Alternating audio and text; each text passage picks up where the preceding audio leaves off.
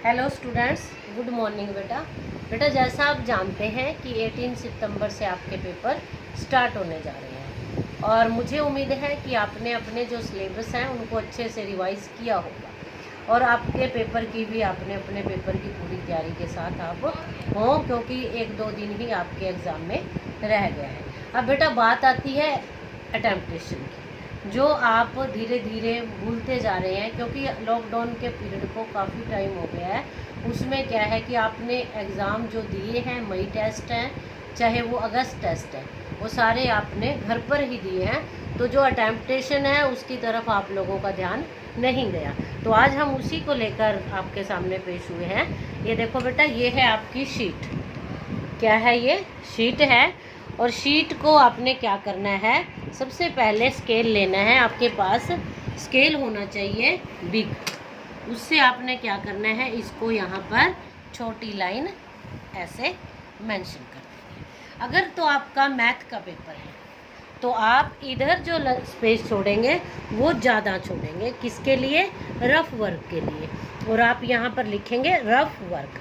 लेकिन अगर आपका मैथ का पेपर नहीं है, किसी और सब्जेक्ट का पेपर है, तो यहाँ पर जितनी लाइन आपने यहाँ पर छोड़ी है वैसे ही लाइन आप यहाँ पर लगाएंगे। ऐसे ही आप नेक्स्ट पेज की शीट पर लगाएंगे। ऐसे यहाँ पर ये लाइन लगाएंगे और इधर भी लगाएंगे यही लाइन ऐसे।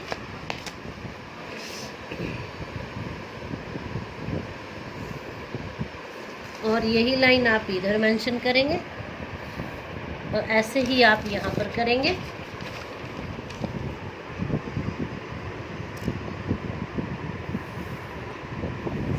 और अब है आपका लास्ट पेज।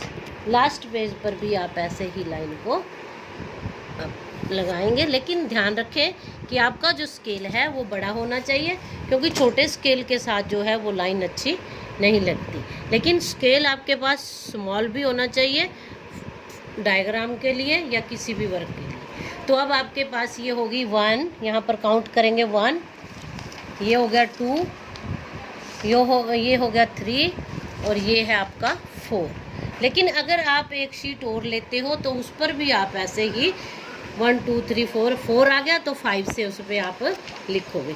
अब बात आती है बायोडाटा। अब बायोडाटा बहुत से स्टूडेंट क्या होते हैं, 1 2 3 4 5 6 7 लाइन जो है वो बायोडाटा के लिए यूज़ करते हैं। But it is a wrong method. आपने क्या करना है, यहाँ पर नेम लिखेंगे आप लोग, यहाँ पर रोल नंबर लिखेंगे,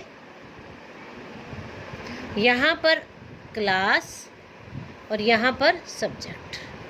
सब्जेक्ट मीन्स जो पेपर है, और यहाँ पर आप डेट मेंशन करेंगे बीच में, जो भी जिस भी डेट का आपका पेपर है। उसके बाद आप यहाँ पर स्केल लेकर उसको बायोडाटा को ऐसे आप लाइन लगा दें। अब बात आती है क्वेश्चन पेपर की। अब आपको क्वेश्चन पेपर आ जाएगा 950 के लगभग आपके पास, या 955 के आसपास आपके पास क्वेश्चन पेपर पहुंच जाएगा। सबसे पहले आपने क्या करना है बेटा, उस क्वेश्चन पेपर को अच्छे से रीड करना है। रीड करके जो क्वेश्चन आपको पहले आते हैं उनको आप पहले सॉल्व करेंगे। तो सपोज आपको क्वेश्चन पेपर में से 3rd क्वेश्चन आता है, तो 3rd क्वेश्चन आप क्वेश्चन नहीं लिखोगे, आप लिखोगे आंसर नंबर 3rd का आंसर। ठीक है, कोई आपने लाइन नहीं छोड़नी, कोई आपने स्पेस नहीं छोड़ना। Answer number 3rd। अगर आपको फर्स्ट नहीं आता, सेकंड नहीं आता, ये नहीं आपने सोचना कि फर्स्ट और सेकंड हमें आता नहीं, इसका हम स्पेस छोड़ दें। नहीं बेटा, आपको अगर 3rd आता है तो आंसर नंबर 3rd। उसके बाद अगर 5 आता है तो आंसर नंबर 5।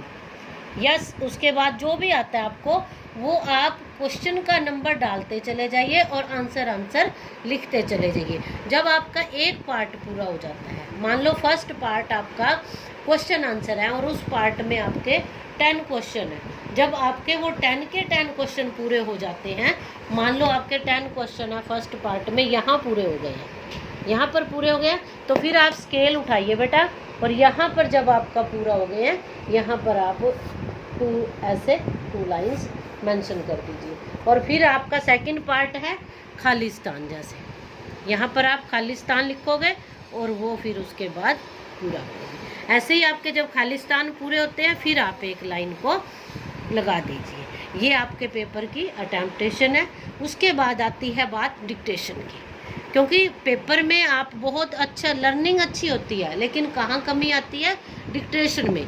एक वर्ड है, 2 वर्ड हैं, जो भी हैं, आपको पता है कि यहाँ परीक्षा लिखना है, तो परीक्षा ये नहीं पता आप लोगों को कि परीक्षा लिखा कैसा जाता है, एग्जामिनेशन लिखे स्पेलिंग मीन्स क्या है उसके। तो जब तक आपको उनके स्पेलिंग्स नहीं आएंगे, आपको उनकी डिक्टेशन का पता नहीं चलेगा, तब तक आप उसको अपने पेपर पर मेंशन नहीं करेंगे अच्छे ढंग से, क्योंकि आपकी जहाँ कमी है वो आपकी डिक्टेशन में है। इसलिए अभी आपके पास 2-3 दिन पेंडिंग हैं एग्ज़ाम में। आप अपने सिलेबस को, जो भी आपका टीचर आपको वर्क दे रहा है, उसको अच्छे से लर्न कीजिए। लर्न करने के बाद उसको राइट कीजिए, और राइट करने के बाद उसको सेल्फ चेकिंग कीजिए। अगर आप सेल्फ चेक करेंगे तो आपको अपनी मिस्टेक का बेटा पता चलेगा। सेकंड इंस्ट्रक्शन क्या है आपके पेपर की, कि आपने अपने पेपर को अटैम्प्ट करते समय टाइम का पूरा ध्यान रखना है। मीन्स जितना भी टाइम उसके ऊपर मेंशन है, 2 आवर्स है, 1.5 आवर्स है, तो आपने क्या करना है, उसका पूरा का पूरा ध्यान रखना है और उतने ही समय पर अपने टीचर को पेपर सेंड करना है। थर्ड इंस्ट्रक्शन है, आपने पेपर पर वाइटनर यूज़ नहीं करना। मीन्स जब आप वाइटनर यूज़ करते हो तो आपका पेपर हमें रिजेक्ट कर देंगे। हमने वाइटनर यूज़ नहीं करवाना, और ना ही ब्लैक पेन का और जेल पेन का आप यूज़ करोगे। सिर्फ आप यूज़ करोगे बटर फ्लो का ब्लू पेन, ठीक है बेटा। और आपके जब आपके पेपर सारे हो जाएंगे, 25th डेट जो है वो लास्ट है, तो 26th डेट को आपने क्या करना है कि एक फोल्डर में अपने पेपर डालने हैं और उनके ऊपर नाम, क्लास लिखकर अपने क्लास इंचार्ज को स्कूल में आकर सबमिट करानी है। ये आपके पेपर से रिलेटेड बातें थी, और मैं अब उम्मीद करूंगी कि आप अपनी अटेम्प्टेशन में और अपने सिलेबस में और अपने पेपर करते टाइम आपने चीटिंग नहीं करनी बेटा, नकल नहीं करनी। अपनी ईमानदारी से आपने अपने पेपर को करना है, जिससे आप एक अच्छे बच्चे साबित होंगे। तो अब मैं लास्ट में यही कहना चाहती हूँ कि आप अच्छे से पेपर देंगे, और अच्छे से आपने उसको मेंटेन करके अपने पेपर को अच्छे से सब्जेक्ट की तैयारी करके अपने पेपर में बैठना है और अपने पेपर को देना है। Best wishes for your exam.